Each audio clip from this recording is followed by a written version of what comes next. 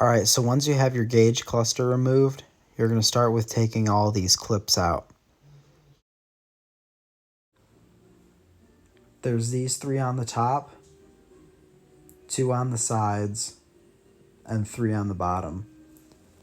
Just take your time while you're doing it so you don't crack any of these. Obviously, it's 25 to 30-year-old brittle old plastic, so just be patient, take your time, and slowly work around.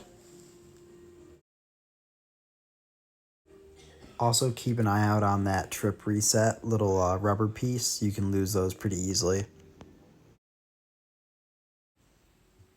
Now that you have the plastic cover removed, start grabbing a piece of paper towel and ripping it up into smaller pieces.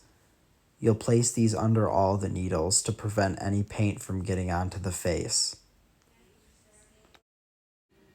I use the paper towel and wedge it underneath the needles, away from the plastic tower that they sit at idle, which would be the speedometer and tachometer. Next up, you're going to grab your fluorescent enamel paint and a soft, fine brush to put it on. Make sure to shake up your paint well before use. Time to crack open your paint. I put a link to it in the description. I got it at Michael's and there was a 50% off coupon, so I think I only spent about $1.50. Now for when you're putting the paint on, you don't want to brush it on.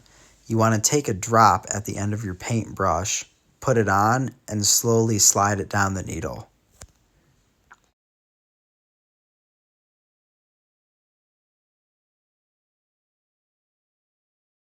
The less coats the better, so try to get full coverage on your first go. In case you accidentally spill any on the side like I did on the voltage, just use your finger and try to wipe it off as soon as you do so no paint gets on the side.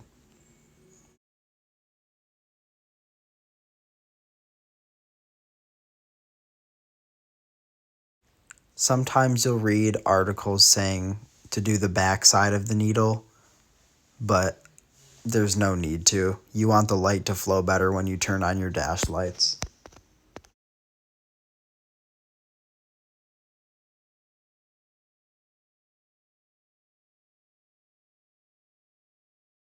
Also on a side note, you'll see on the face near the red line, overheating, whatnot, it'll be a lighter yellow. I looked into stock photos of what these looked like new, and they were lighter originally. So the needles, OEM, were darker than the face for the overheating and whatnot. And that's a wrap on painting your needles.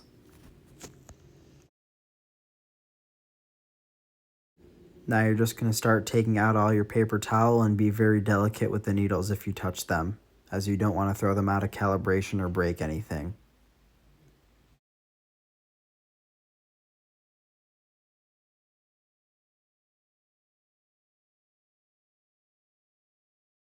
Last up, you're going to install your faceplate again.